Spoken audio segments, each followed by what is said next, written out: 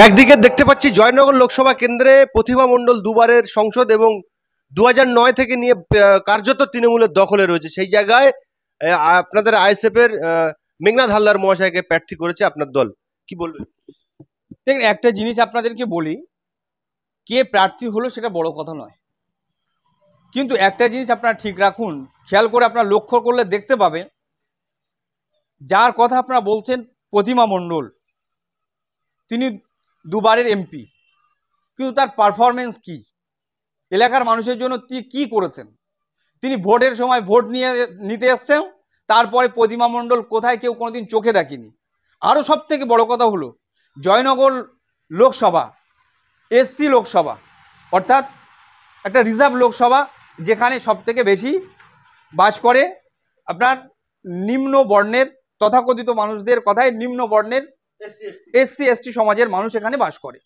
তো সেই জায়গায় প্রতিমা মণ্ডল তিনি এখানকার এমপি ছিলেন, কিন্তু তাদের কথা, জয়নগর লোকসভার মানুষের দুঃখের কথা, তাদের সুবিধা অসুবিধার কথা কটা লোকসভায় বলেছে, সেখানে কতবার করেছে, তার ভিডিও কি একটা আপনারা দেখাতে পারবেন, প্রকাশ করতে পারবেন? জয়নগরের মানুষের কথা প্রতিমা মণ্ডল সেখানে বলেছেন। আপনি খেয়াল করলে দেখতে পাবেন বিধান লোকসভায় যে সমস্ত এমপিরা কথা না বলার নিরিখে একদম তলার দিকে আছে, তার মধ্যে আমার মনে হয় একেবারে সর্বনিম্ন স্তরে আছে প্রতিমা মণ্ডল। সুতরাং যাকে আজকে এখান থেকে নির্বাচিত করা হলো, তিনি, আমি শুনলাম তিনি আবার আশাবাদী যে তিনি আবারও জিতবেন, কিন্তু আমি মানুষ যেটা দেখছেন যে যাদের হয়ে কথা বলতে পারে না সেই এমপিকে লোকসভায় পাঠিয়ে কি হবে, এটা কিন্তু মানুষ আজকে ভেবেছেন। আমি আশাবাদী যে আজকে তিনি যে আশা দেখছেন সেটা দিবা স্বপ্ন হবে, তার স্বপ্ন পূরণ হবে না। আমি আশাবাদী ইন্ডিয়ান সেকুলার ফ্রন্টের যিনি প্রার্থী হয়েছেন, মানুষ তাকে আশীর্বাদ করবেন, মানুষ তাকে লোকসভায় পাঠাবেন, কারণ ইন্ডিয়ান সেকুলার ফ্রন্ট অঙ্গীকারবদ্ধ মানুষের সাথে।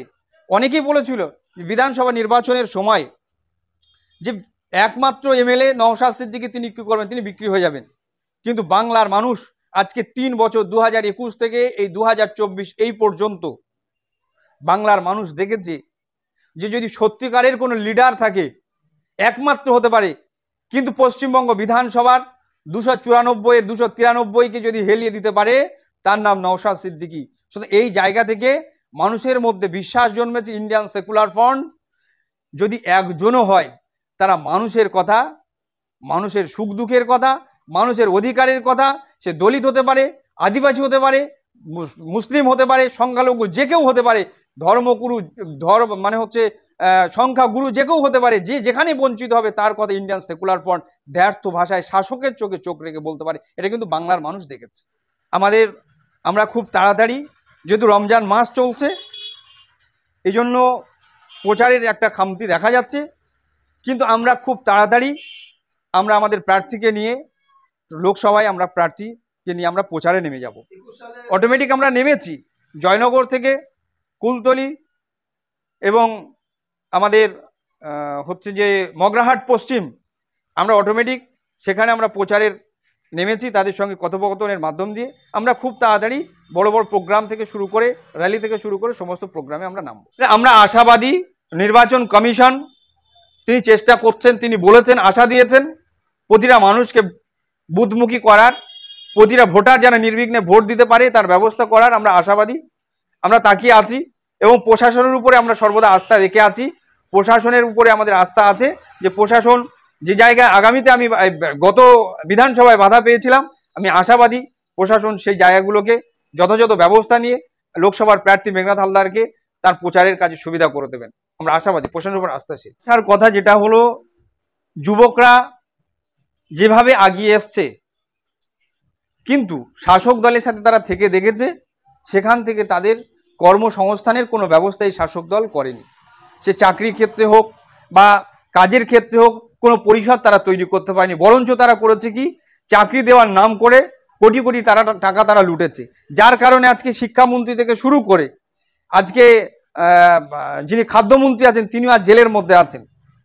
এই জায়গায় দাঁড়িয়ে যুবকদের জন্য আমি বলবো, যারা আজকে আপনাদের সাথে ধোঁকা দিয়েছে, আপনাদের মেধাকে যারা চুরি করেছে, তাদেরকে প্রত্যাখ্যান করুন, ইন্ডিয়ান সেকুলার ফ্রন্টের সাথ দেন। আগামীতে ইন্ডিয়ান সেকুলার ফ্রন্ট নিশ্চিত যখন ক্ষমতায় আসবে আপনাদের সাথে আপনাদের কাজের ব্যবস্থা করে দেবে ইন্ডিয়ান সেকুলার ফ্রন্ট অঙ্গীকারবদ্ধ। আপনি আসার কথা একটা, আমাদের ইন্ডিয়ান সেকুলার ফ্রন্টের যে সমস্ত কর্মী সবাই কিন্তু ইয়াং, সবাই ইয়াং, আপনারা দেখবেন সব ইয়াং যুবকরাই কিন্তু ইন্ডিয়ান সেকুলার ফ্রন্টের অগ্রণী ভূমিকা পালন করছে। সুতরাং আমরা আশাবাদী এই যুবকরা যারা আজকে নব্য ভোটার, তারা ভোটার হয়েছে, তারা ইন্ডিয়ান সেকুলার ফ্রন্টের সাথ দেবে। পীরজাদা নওশাদ সিদ্দিকীর যে আদর্শ বাংলার বুকে ছড়িয়ে দিচ্ছেন, সেই আদর্শে তারা সাথী হবে। আপনি যে জায়গায় বসবাস করেন এবং যে জায়গায় প্রার্থী হয়েছিলেন বিধানসভায়, ক্যানিং পূর্ব বিধানসভা সহ 7টি বিধানসভা নিয়ে জয়নগর লোকসভা কেন্দ্র, সেই লোকসভা কেন্দ্রে এবার আপনারা প্রার্থী দিয়েছেন মেঘনাথ হালদার মহাশয়কে। জীবনতলায় যে আপনারা বিধানসভায় সভা করতে চেয়েছিলেন, জীবনতলায় 2টি মাঠ আছে, একটি খেলার মাঠ, একটি কলেজ মাঠ, সেই 2টি মাঠে কিন্তু আপনারা অনুমতি পাননি, বাধ্য হয়ে আপনারা অনেকটা দূরে জীবনতলা ছাড়া একটি মাঠে শ্মশান ঘাটের সামনে সভা করেছিলেন। এবারে কি জীবনতলার এই 2টি মাঠের মধ্যে কোনো মাঠেই পারমিশন আদায় করে নিতে পারবেন এবং সভা করতে পারবেন? অবশ্যই, কোনো মাঠ কারো তো পৈতৃক সম্পত্তি নয়। আমরা লিগ্যাল ওয়েতে আবেদন করব, প্রশাসন আছে, আমরা আশাবাদী আমরা প্রোগ্রাম করার জন্য আবেদন করলে তারা আমাদেরকে ছাড়পত্র দেবে, আমরা নিশ্চিত সেখানে প্রোগ্রাম করব। এই যে 7টি বিধানসভা নিয়ে জয়নগর লোকসভা কেন্দ্রে আপনি যে জায়গায় যে বিধানসভায় লোকসভার মধ্যে একটি বিধানসভায় প্রতিদ্বন্দ্বিতা করেছিলেন, এই লোকসভা ভোটের নিরিখে এই 7টির মধ্যে রাফ অ্যান্ড টাফ কোনটে হতে আপনার দৃষ্টিকোণে কোনটে হতে? দেখেন, একটা জিনিস হচ্ছে জয়নগর লোকসভা কেন্দ্রের 7টা বিধানসভা, এই 7টা বিধানসভার 7টা বিধানসভাতেই আমাদের সাংগঠনিকভাবে আমরা খুব ভালো জায়গায় দাঁড়িয়ে আছি। এখানে রাফ আর টাফ বলতে যে জায়গাটা হলো, নির্বাচন কমিশন যে কথা বলেছে যে ফ্রি অ্যান্ড ফেয়ার ইলেকশন এবং কেন্দ্রীয় জওয়ানদের উপস্থিতিতে তারা করতে চান, তারা যদি তাদের সেই জায়গায় ঠিক থাকেন, আমাদের কোনো জায়গাটা রাফ অ্যান্ড টাফ হবে না। দেখেন, আমাদের মানুষ সমর্থক সর্বত্র, যেখানে আমাদের উপরে অত্যাচার হচ্ছে সেখানে আমাদের সমর্থক কিন্তু বিপুল পরিমাণে এগিয়ে যাচ্ছে, বাড়ছে। সেই জায়গায় ফ্রি অ্যান্ড ফ্রি ইলেকশনের জন্য আমরা আশাবাদী নির্বাচন কমিশন সেই জায়গায় করে দেবে। এই জায়গায় আমাদের রাফ অ্যান্ড টাফের কোনো প্রশ্ন নেই। শেষ প্রশ্ন করবো আপনাকে, যে সামনে লোকসভা ভোটে আপনারা 8টি জায়গায় প্রার্থী দিয়েছেন, আর কিছু জায়গায় দেবেন, এই সমস্ত পশ্চিমবঙ্গবাসীকে এই লোকসভা ভোটের প্রাতকালে কি বার্তা দিতে চান? ইন্ডিয়ান সেকুলার ফ্রন্ট নতুন সকাল, নতুন সমাজ উপহার দিতে চাচ্ছে, তারা অঙ্গীকারবদ্ধ। ইন্ডিয়ান সেকুলার ফ্রন্ট সমাজ থেকে যে ধর্মীয় বিভেদ তৈরি হয়েছে, ধর্মীয় বিভেদের ঊর্ধ্বে উঠে মানুষের মধ্যে হিন্দু, মুসলিম, জৈন, খ্রিস্টান একে অপরে মানুষ, ভারতীয় এই পরিচয় নিয়ে তারা একে অপরের কাঁধে কাঁধ নিয়ে একে অপরের সুখে দুঃখে তারা সমাজে বসবাস করবে, এটা ইন্ডিয়ান সেকুলার ফ্রন্ট চায়।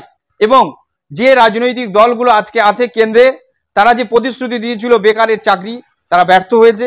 কিন্তু অন্যদিকে আজকে বর্তমান শাসক দল, পশ্চিমবঙ্গে শাসক দল তৃণমূল, যেভাবে তারা দুর্নীতিতে ডুবে গেছে, সুতরাং এই দুর্নীতির মুক্ত হতে ইন্ডিয়ান সেকুলার ফ্রন্ট দুর্নীতি মুক্ত করতে যে আহ্বান জানাচ্ছেন, আমি বাংলার আপামর জনগণকে আহ্বান করব, ইন্ডিয়ান সেকুলার ফ্রন্টের যে প্রার্থীরা যারা আছেন, আপনারা যেখানে দেখবেন অন্যান্য দলের থেকে ইন্ডিয়ান সেকুলার ফ্রন্টের যে সমস্ত 8টা প্রার্থী ঘোষণা হয়েছে, এদের মধ্যে আছেন প্রফেসর, এদের মধ্যে আছেন রানিং শিক্ষক, এদের মধ্যে আছেন অবসরপ্রাপ্ত শিক্ষক, এদের মধ্যে আছে যারা দেশ রক্ষার জন্য তাদের জীবনকে উৎসর্গ করেছিলেন, প্রাণপাত করে তারা বর্ডারে তারা পাহারা দিয়েছেন, এরকম বিএসএফ, তারা প্রাক্তন বিএসএফ, তারাও আমাদের দলের প্রার্থী হিসাবে আছেন। সুতরাং ইন্ডিয়ান সেকুলার ফ্রন্ট যে বিকল্পের কথা বলছে, সেই বিকল্প প্রার্থী দিয়ে তারা প্রমাণ করে দিয়েছে যে সত্যি তারা বিকল্প চাচ্ছে, নতুন সমাজ গড়ার জন্য তারা আহ্বান করছে। আপনারা ইন্ডিয়ান সেকুলার ফ্রন্টের প্রার্থীদেরকে ভোট দিন, ভোট দিয়ে জয়যুক্ত করুন। আপনারা আপনাদের অধিকারকে বুঝে নেবেন, আপনার অধিকারকে আপনারা পেয়ে যাবেন, এই আশা করব। আপনারা ইন্ডিয়ান সেকুলার ফ্রন্টের সাথে থাকবেন। সবাইকে ধন্যবাদ।